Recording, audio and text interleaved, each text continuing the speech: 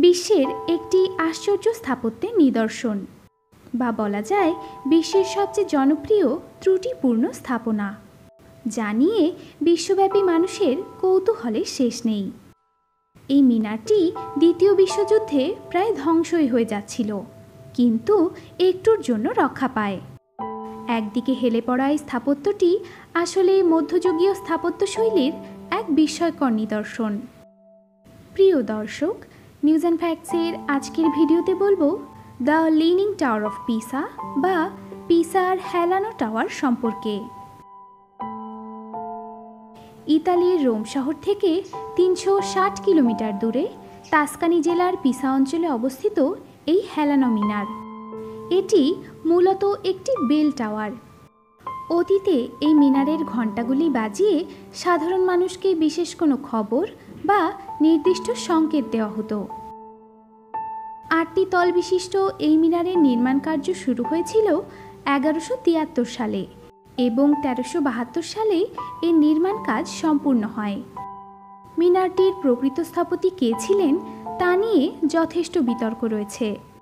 অনেক বছর ধরেই গাগলিমো এবং বোনানো পিসানোকে এর নকশাকার হিসেবে চিহ্নিত করা হয়েছে, কিন্তু পরবর্তীতে একটি গবেষণায় দেখা গেছে যে দিওতি সালভি নামক এক ব্যক্তি পিসার হেলানো মিনারের প্রকৃত স্থাপত্যবিদ।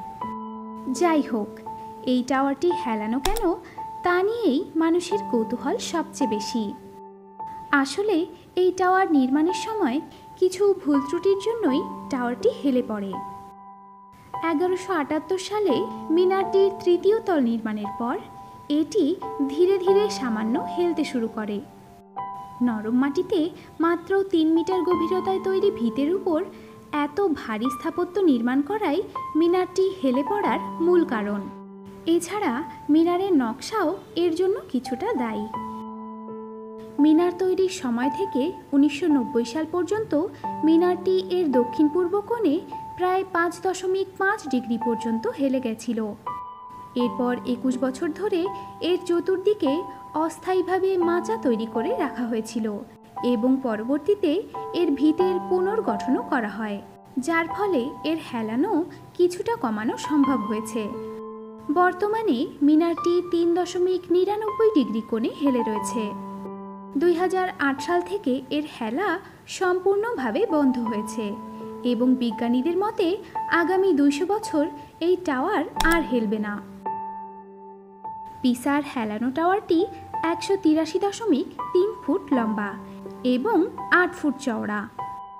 সাদা মার্বেল ও পাথর দিয়ে তৈরি এই টাওয়ারের ওজন ১৪,৫০০ টন। অষ্টতল বিশিষ্ট এই মিনারটিতে মোট ২৯৬টি সিঁড়ি রয়েছে। আগেই বলেছি এটি একটি বেল টাওয়ার। এই টাওয়ারে রয়েছে মোট ৭টি বিশালাকার ঘণ্টা এবং প্রতিটি ঘণ্টায় সুরের মুখ্য স্কেলের ৭টি ধ্বনি ধ্বনিত হয়। এছাড়া প্রতিটি ঘণ্টার আলাদা আলাদা নামও রয়েছে। পরবর্তীতে অবশ্য টাওয়ারের হেলানো রোধ করতে মিনারের ওজন কমানোর জন্য ঘণ্টাগুলি সরিয়ে ফেলা হয়। দ্বিতীয় বিশ্বযুদ্ধে পিসার হেলানো টাওয়ার প্রায় ধ্বংসই হয়ে যাচ্ছিল, কিন্তু সৌভাগ্যক্রমে বেঁচে যায়। আসলে যুদ্ধের সময় মিত্রবাহিনীর সন্দেহ হয় যে জার্মান সেনারা পিসার টাওয়ারটিকে পর্যবেক্ষণ কেন্দ্র হিসেবে ব্যবহার করছে। ওই সময় এই টাওয়ার কামান দিয়ে গুঁড়িয়ে দেওয়ার নির্দেশ দেওয়া হয়েছিল, কিন্তু আক্রমণের আগে মার্কিন সেনাবাহিনীর একজন সার্জেন্ট জার্মান বাহিনীর অবস্থান নিশ্চিত করতে মিনারের ভেতরে যান।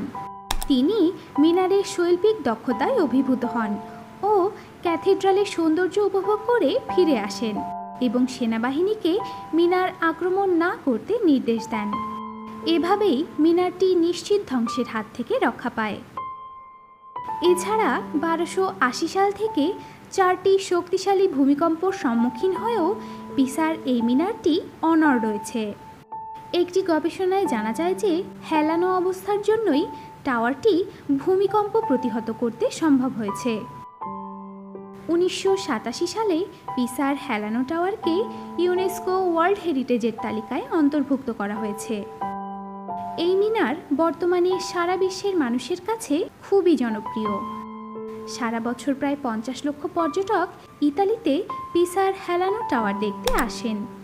প্রচুর মানুষ এখানে এসে বিভিন্ন মজাদার পোজে ছবি তোলেন, যা এই টাওয়ারের জনপ্রিয়তা আরও বাড়িয়ে তুলেছে।